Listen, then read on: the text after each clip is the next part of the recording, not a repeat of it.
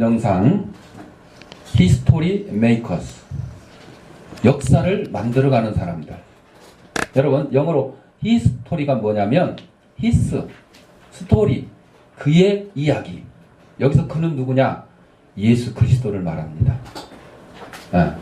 모르는 사람들도 있었을 거예요. 교회를 안 다니는 사람들, 에이, 말도 안 돼. 말이 돼요. 교회를 안 다니고 예수님을 안 믿고 하나님을 안 믿는 사람들도 우리는 하나님의 역사 가운데 살아가고 있는 거예요. 누차 얘기하지만 일주일은 며칠? 7일. 누가 만드셨어? 하나님이 창조하셨어. 우리 인간들은 하나님이 만들어준 역사 가운데서 하나님의 섭리 가운데서 살아가고 있는 거예요. 부정해도 할 수 없는 거예요. 내가 숨을 쉬고 살아가는 이 동안 이 숨 쉴 수 있는 공기 하나님이 만들어 주셨어요. 내가 부정해도 그럼 부정할 수가 없어요. 내가 밟고 사는 이 땅 하나님 만들어 주셨어요. 창조하셨어요. 성경에 분명히 그렇게 기록을 하고 있어요. 그러면 아니라고 하나님을 안 믿고 하나님이 천지 만물을 말씀으로 창조하셨다는데 그거 못 믿고 부정한다는 사람들이 그러면 소송이라도 해야 되는 거 아니에요? 소송해요? 아니에요. 못해요. 못해요. 영상에는 청년들이요, 희망과 꿈과 도전을 가지라는 그런 메시지가 있는데, 여기서 청년들이 주로 뭐 21세, 22세 뭐 이렇게 해서 제일 많은 사람이 뭐 32세 나왔는데, 여러분, 나는 80이 넘었는데 90인데 50인데 60인데 상관없어요. 모세는요 40세까지 이집트 왕자로 살았고 40세 도망을 쳐가지고 미디안 광야에 가서 목동으로 80세까지 살았어요. 그리고 하나님이 80세의 모세를 불러서 이스라엘의 지도자로 삼아주셨어요. 그러니까 영상의 제목은 청년이여 꿈을 가져라 도전하라지만 하나님 입장에서 보면 20살 된 청년이나 80 먹은 노인이나 하나님 편에서는 똑같습니다. 그래서 모세를 불러서 이스라엘의 지도자로, 애굽에서 이스라엘 백성의 해방자로 삼아주셨던 거예요. 오늘 또 칭찬을 하나 해야 되겠네. 우리 남재훈이가 얼마나 주일 예배를 사모하는지, 여러분 수요일이나 목요일쯤 되면 나한테 전화를 해요. 목사님 빨리 주일날 교회 가고 싶어요. 예배 드리고 싶어요. 전화 와요. 저는 이제 그걸로 아마 나한테 전화해가지고 주일이 기다려진다고 빨리 가서 예배 드리고 싶다고 한 사람은 재훈이 혼자밖에 없는 것 같아. 나머지는 전화해가지고 목사님 나 이런 점이 있는데 어려움이 있는데 이거 이해해서 기도해 주세요. 해결해 주세요. 이런 전화는 있어요. 근데 주일을 사모하면서 이렇게 전화한 사람은 재훈이밖에 없는 것 같아요. 그것만 그런 줄 알았더니 아니요. 재훈이가 조금 장애가 있어서 평일에는 12시쯤 12시쯤 넘어서 일어나가지고 그때 씻고 밥 먹으면 점심이 되잖아. 그러니까 아침은 먹고 싶어도 못 먹는 거야. 두 끼밖에 못 먹고. 근데 주일날만은 아주 아침 일찍 일어나서 샤워 싹 하고 아침밥 챙겨 먹고 뭘 기다려? 교회 가서 예배 드리는 걸 기다린다는 거예요. 여러분, 예수님을 사랑하는 사람은 주일날 나 결혼식 있으니까 나 오늘 교회 못 가요, 목사님? 이런 사람이 예수님을 사랑하는 거예요? 아니요. 우리 집에 친척들 왔으니까 친척들하고 놀아야 돼. 그러니까 오늘 교회 못 가요? 이런 사람이 예수님 사랑하는 거예요? 아니지. 우리 재훈이처럼 주일날을 기다리고 사모하면서 주일날 빨리 가서 예배드리고 찬양하고 이러고 싶은 마음이 막 그냥 일주일 내내 용수 좀 치는 거예요. 이게 진정 예수님을 사랑하는 거 아닙니까? 이걸 예수님 사랑하는 거예요. 여러분들 저도 목사지만은 힘들고 저기 할 때는 설교 준비도 그냥 대충 하려고 그러고 주일날 예배 드리는 거 좀 힘들다고 생각할 때도 있겠죠. 그러나 저도 그나마 대부분은 돌아오는 주일날 어떤 설교를 해야 될까? 어떤 말씀을 전해야 될까? 영상은 어떤 걸 준비를 해야 될까? 이렇게 사모하는 마음이 있어요. 사모하는 마음이. 주일 아침에 뭐 눈 뜨자마자 그때부터 사모하고 뭐 설교 준비하고 이래가지고는 안 되는 거잖아요. 네, 안 되는 거죠. 여러분, 내가 어디를 바라보고 있느냐, 내 목표가 어디에 있느냐, 거기에 따라서 나의 마음이 거기에 끌리는 거예요. 사랑하는 사람들 연애할 때 그러잖아요. 연애할 때. 응? 눈꺼풀에 뭐가 씌었다고? 콩깍지가 씌었다 그래요. 그러니까 좋은 것만 보이는 거예요. 좋은 것만. 나쁜 건 안 보여요. 좋은 것만 보여. 예수님을 사랑하는 사람은, 예수님을 사모하는 사람은 교회에 대해서, 예수님에 대해서 좋은 것만 보이는 거예요. 하루라도 더 빨리 가서 만나고 싶고 예배 드리고 싶고. 그런데 그렇지 못한 사람은 이 시간에 지금 여기서 딱 앉아서 예배를 드리더라도 머릿속에서는 지금 다른 계산하고 있어. 다른 계산하고 있는 사람들이 있어. 아, 12시가 언제 되지? 빨리 끝나고 나 지금 어디 가야 되는데. 아, 누구하고 약속을 했는데 내가 지금 예배 때문에 그냥 미루고 왔는데, 안절부절. 노래 제목에도 있지. 안절부절 했었지. 그런 옛날 가요도 있는데. 여러분, 우리의 마음이, 목표가 어디에 있냐? 어디에 있냐? 오늘 말씀의 제목이 예수 그리스도예요. 예수 그리스도가 누군지 모르는 사람 없잖아요. 다 알잖아요. 교회를 안 다니는 사람들도 알아요. 예수님은 자기 백성을 저희 죄에서 구원할 자이심이라, 이런 뜻을 가졌다. 예수. 아까 야소 그러지, 야소. 그거를 처음에 예수님이란 말을 우리말로 못하니까 한문으로 써서 야소. 그래서 옛날에는 야소교다 그랬어. 야소교다. 이렇게 불렀어요. 자, 예수 그리스도를 본받으라 그랬어요. 예수 그리스도를 본받으라. 오늘 본문을 쓴 히브리서 기자는 하나님의 말씀을 가르쳐주고 성도들을 그리스도에게 인도해준 자들을 생각하고 그들의 믿음을 본받으라고 하였습니다. 여러분을 처음에 예수 믿을 수 있도록 전도해준 사람이 있으면 그 사람을 본받는 거예요. 목사님이 전도했으면 목사님을 본받고, 집사님이 전도했으면 집사님을 본받고, 여러분의 부모님이 여러분을 전도했으면 부모님을 본받는 거예요. 거꾸로 자식이 부모님을 전도했으면 부모님은 자식의 믿음을 본받아야 되는 거예요. 그래서 교회 지도자들을 기억하고 본받으라고 한 이 히브리서 기자는 가장 완벽한 지도자가 누구냐?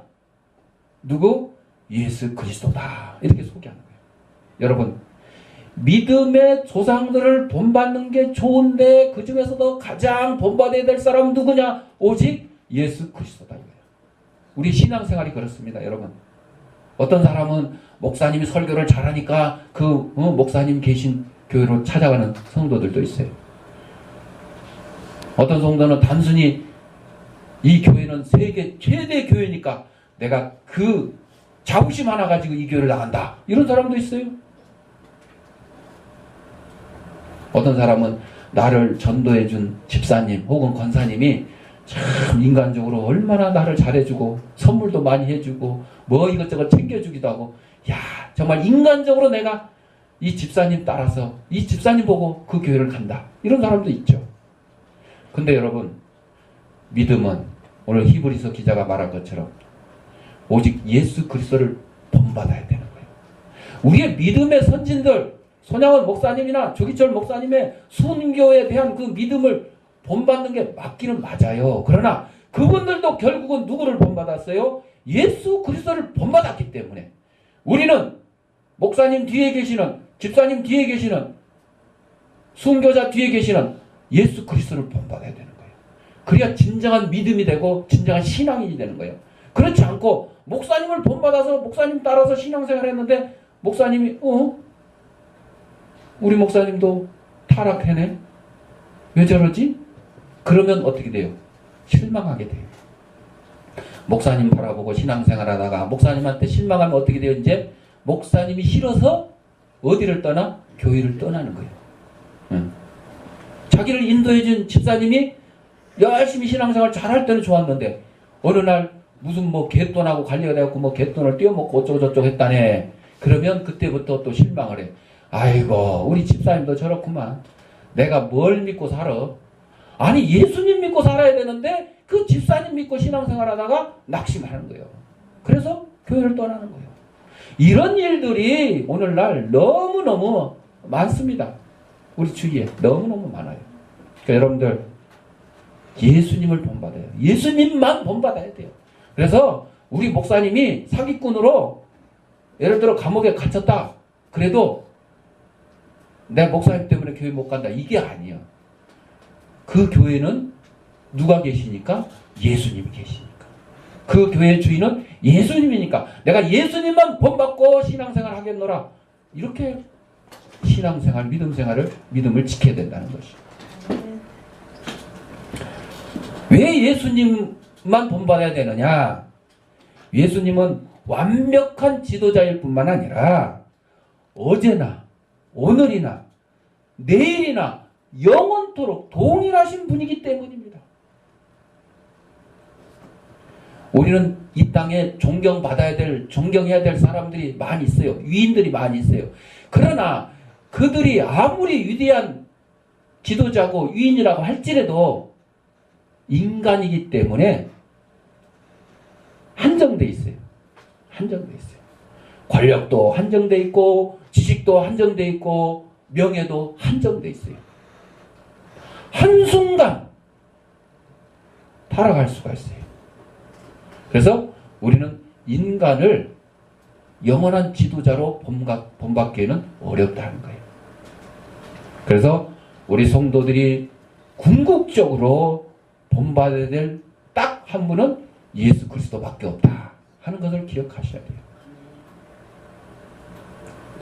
그래서 예수 그리스도는 어제나 오늘이나 영원토록 동일하시다 그랬는데 이것을 어떻게 해석하느냐? 두 가지로 해석하려는데 하나는 이 세상의 지도자들이 다 죽고 사라질지라도 예수님은 사라지지 않는다. 변함이 없다. 그것을 얘기한다 그래요. 그래서 예수님께서는 어제 하나님께 간구와 소원을 올려드렸고 오늘 그리스도인들의 대제사장으로서 하나님 앞에서 우리의 죄를 변호하시며 영원토록 그리스도인들을 위해서 간구하고 계신다. 이렇게 해석을 하고 있어요.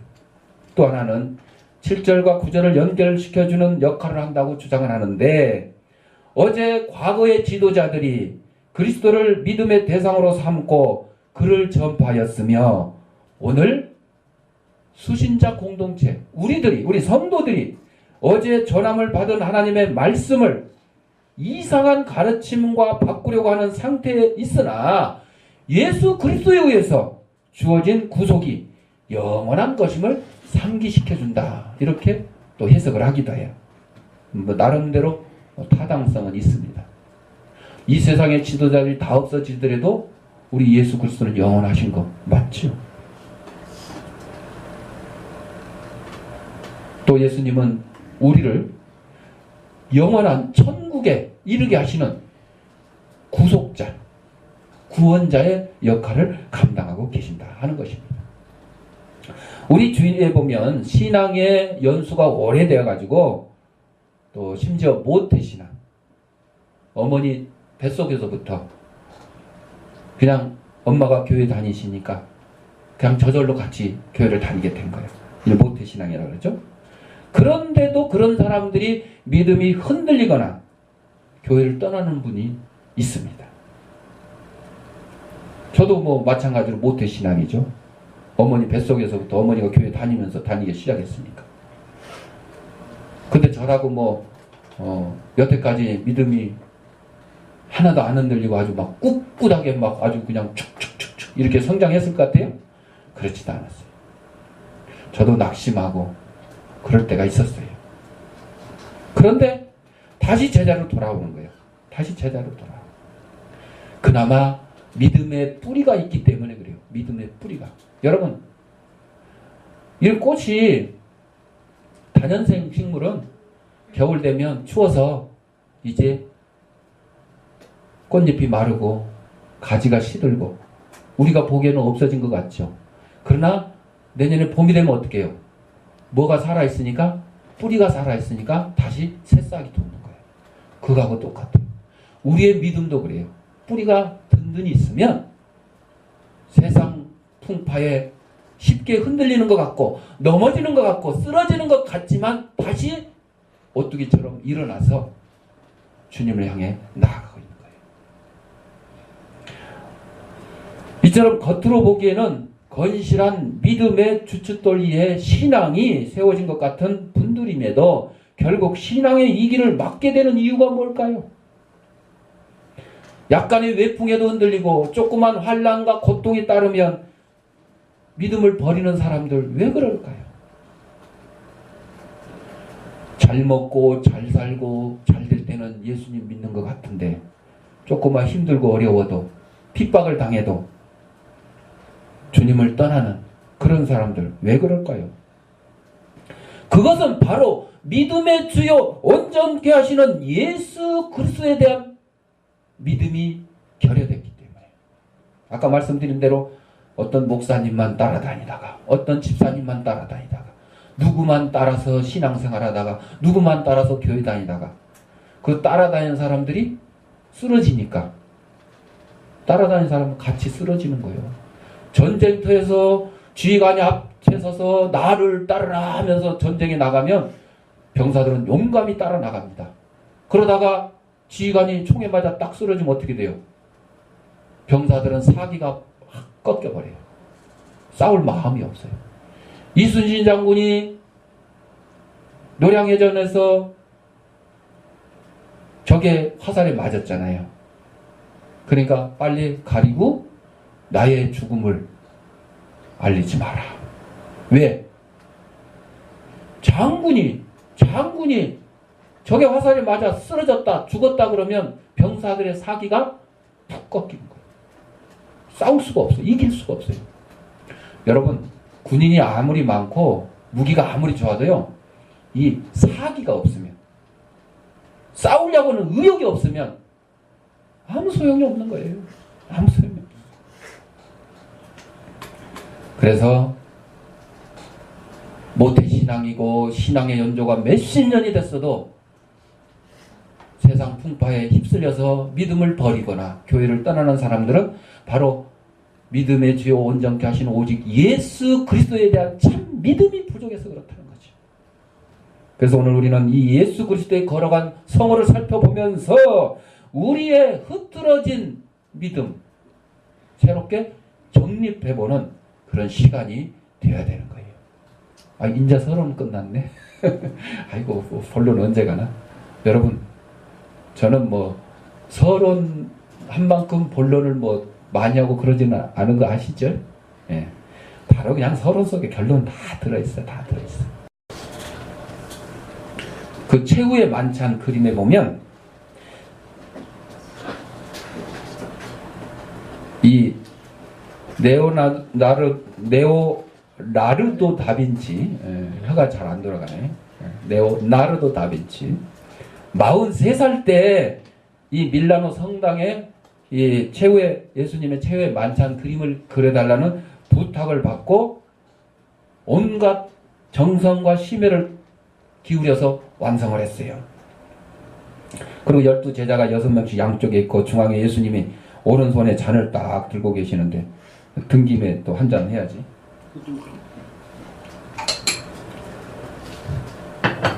작품이 완성되자 절친한 친구를 불러서 그림을 보여주며 평을 듣고자 했는데 그림을 본 친구가 깜짝 놀랐어요.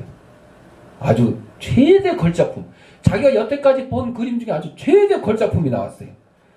특별히 예수님의 손에 들려져 있는 은컵이 너무너무 섬세해가지고 이 컵에서 눈을 뗄 수가 없었어요. 컵에 뭐라고 써있냐? 목사님 사랑합니다. 다이 드림 이렇게 써있네. 컵을 너무너무 그냥 아주 사진처럼 정교하게 그냥 딱 그려져 있네. 그 말을 듣는 순간 레오나르도 다빈치가 이 은컵을 갖다가 붓으로 확 지워버렸대. 확 지워버렸대. 그러면서 뭐라 그러냐? 이 그림에서 최후의 만찬 이 그림에서 예수 그리스도 외에 어떤 어떤 것도 시선을 끌어서는 안 된다. 그림의 주인공이 누가 돼야 된다고요? 예수님이 돼야 되는데, 아니 은컵 이게 뭐 대단하고 이게 사람들의 시선을 다 끌게 되면 예수님 시선을 다 뺏게 되잖아요.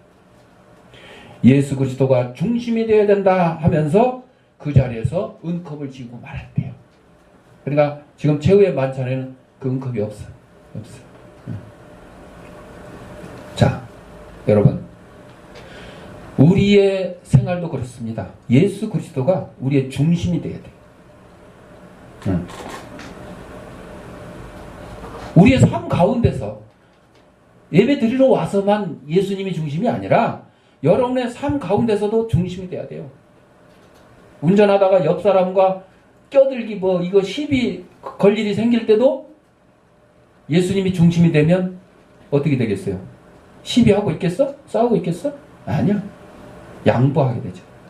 그러니까 쉬운 말로 예수님이라면 이럴 때 어떻게 하셨을까? 여러분들 그거를 항상 염두에 두세요. 친구하고 싸울 일이 있어도 예수님이라면 이럴 때 어떻게 하셨을까? 예수님 같으면 진짜 치고받고 싸웠을까? 아니야. 예수님이 싸울 때는요, 언제냐? 예루살렘 성전에 예수님이 기도하러 갔는데 거기에 장사하는 사람들이 막 와글와글 박짝박짝 하나님께 기도하는 집이 광도에 구렬이 됐다. 그래서 예수님이 막 채찍을 들어서 막 상을 엎으시고 막 엄청 지금 막 분노하신 거예요. 이게 지금 싸우는 장면이에요. 그런 장면은 쉽지 않죠. 예수님이 화내고 했던 장면이 바로 이런 거예요. 내 집은 만민이 기도하는 집이다. 만약에 예배드리러 와가지고 장난치고 허튼 짓 하고 이러고 있으면 목사님이 그거 보고도 그러셔 이러고 있으면 안 된다는 거예요. 그때는 예수님처럼 그러면 안 됩니다. 졸면 안 됩니다. 장난치면 안 됩니다. 집중하십시오. 이렇게 얘기를 해야 되는 거예요. 네.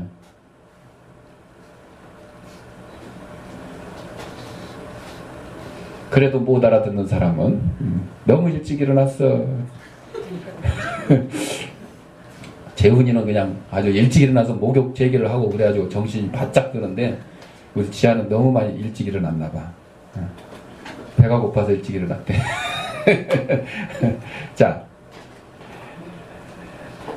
예수님은 어떤 분이시냐? 첫째, 하나님과 동등된 권위를 가지신 분이다. 우리가 이제 막 혼동해요. 주일학교 어린이들도 혼동을 하는데 예수님, 하나님, 성령님 이러니까 아버지, 큰아버지, 작은아버지 뭐 이런 것 같은 건가 이렇게 생각하는데 절대 그게 아니에요. 삼위일체. 그러니까 우리 인간의 생각과 우리 인간의 방법으로는 이해할 수가 없어요. 삼위일체. 성부 하나님, 성자 예수님, 성령님 삼위가 계시는데 이 삼위는 하나이다. 하나이다. 제가 이제 주일학교 다닐 때 이렇게 설명을 드렸어요. 아버지가 집에 있을 때는 아버지인데 직업이 학교 선생님이면 학교 가면 뭐라고 부르냐? 선생님이라고 부른다. 그리고 동창회 회장인데 동창회 가면 뭐라고 부르냐? 회장님이라고 부른다. 이렇게 이제 설명을 했는데 이건 잘못 설명한 거예요. 그건 아니에요. 네. 여러분, 그 사람의 신분이 그 모임의 성격에 따라 바뀌는 것이지 삼위일체처럼 삼위가 하나 이거하고는 다른 거예요. 이제 쉽게 설명을 하려고 그렇게 한 건데 그건 정확한 설명이 아니야. 그래서 이 삼위일체에 대해서 부정을 하면 그거는 이단이 되는 거예요. 이단. 우리 기독교에서는 성부 하나님, 성자 예수님, 성령 하나님 이렇게 삼위일체 하나님이 믿는데 거기다 더해도 안 되고 빼도 안 되는 거예요.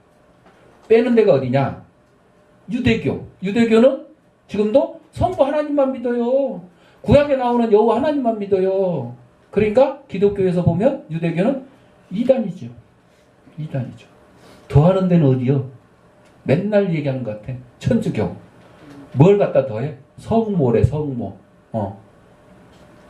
사위일체 하나님 이렇게 주장을 안 하지만 성모 마리아 해가지고 예수님과 동격으로 두고 있어요. 숭배해요. 심지어 기도할 때 누구한테 기도하는지 알아요? 성모 마리아께 구하오니 우리는 기도를 어떻게 하라고 그랬어요? 하나님께 누구의 이름으로? 예수님의 이름으로.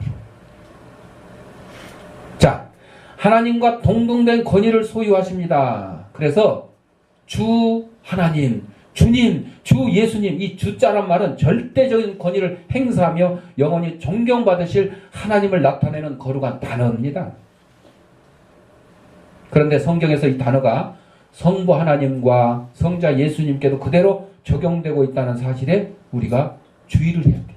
주의를 해야 돼요. 사도 바울은 빌립보서 2장 6절에서 예수 그리스도 그분도 하나님의 본체시요 하나님과 동등하신 분임을 강조하고 있습니다. 예수님도 말씀하셨어요. 이 땅에 계실 때 나를 본 자는 누구를 봤다고? 아버지를 보았느니라. 나와 하나님은 하나이니라. 그러니까 유대인들이 막 돌 들어서 때리려고 그랬죠. 왜? 유대인들 입장에서 보면 말도 안 되는 소리거든. 오직 여호와 하나님 한 분밖에 없는데 아니 저 목수의 아들 예수가 말이야 하나님과 하나래. 그런데 그 말이 맞는 거요. 맞는 말이요. 그렇습니다. 예수님 우리 인생들의 영광과 찬양을 받으실 영원한 주인이 되시며 우리가 항상 존경하고 순종할 우리 삶의 유일한 주인이 되십니다.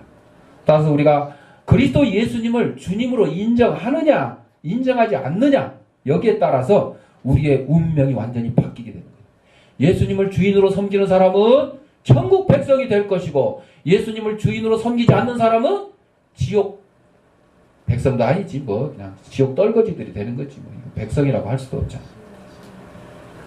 영국에서 자유를 갈망하는 사람들이 플래처라는 사람을 단장으로 바운티라는 단체를 만들어 가지고 남태평양 피트건 섬이라는 곳에 가서 원주민과 공동사회를 만들었어요. 그래서 모든 사회 제약 뭐 규범, 규칙, 법 이런 태도에서 벗어나서 아주 자유롭게 살자. 그런데 9년이 지난 세월을 보니까 이 공동사회가 실패해버렸어. 9년 동안에 그냥 자유롭게 살았더니 12건의 살인사건이 일어나고 폭력, 성도덕, 문란, 알코올 중독 등의 문제가 발생했습니다. 그 일로 인해서 지도자 플래처는 자살까지 해버렸어요. 낙심한 존 아담스라는 사람 역시 영국으로 돌아가려고 이제 보따리를 싸는 거예요. 자기들이 원하던 그 공동사회가 안 되니까 짐을 정리하다가 성경책을 발견했어요. 9년 동안 한 번도 읽지 않고 처박아둔 그 성경이었습니다. 이제 배가 오면 타고 가려고 기다리는 동안 할 일이 없으니까 배가 두 달 만에 오는데 2달 동안 성경을 열심히 읽었어요. 그런데 그가 성경을 읽는 중에 자기의 죄를 뉘우치고 누구를 만나게 돼요? 예수님을 만나게 돼요. 다시 만난 거예요. 결국 다시 만난 거예요. 9년 전에 만났던 예수님을 9년 후에 다시 만나게 되는 거예요. 그리고 아담스는 영국으로 돌아가지 않고 그 피트건 섬의 전도사가 되었어요. 그 후에 이 피트건 섬은 새로운 세계가 됐습니다. 원주민들이 변화되었습니다. 영국인들의 영향으로 9년 만에 망할 수밖에 없던 그런 그 섬이 예수님을 만난 존 아담스라는 한 사람의 전도자로 말미암아 그 섬 전체가 새롭게 변화됐다는 거예요. 새롭게 변화됐다. 이분이 바로 예수 그리스도예요.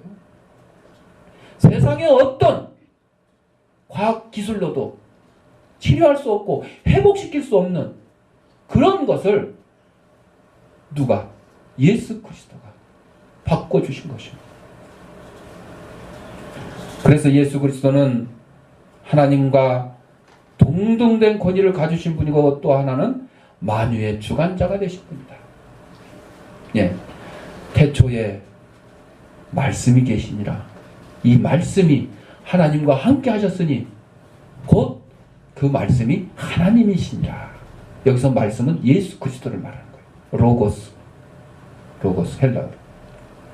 그리고 태초에 하나님이 천지를 창조하시느니라. 그 창조하실 때 바로 삼일째 하나님이 창조하신 거예요.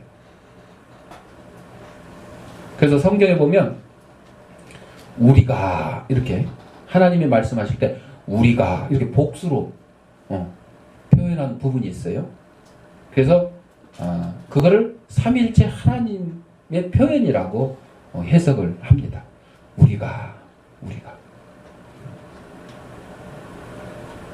그래서 예수 그리스도는 단순히 이 땅에 저 유대 땅 베들레헴의 말구유에 아기로 오신고 이 세상 33년 사시다가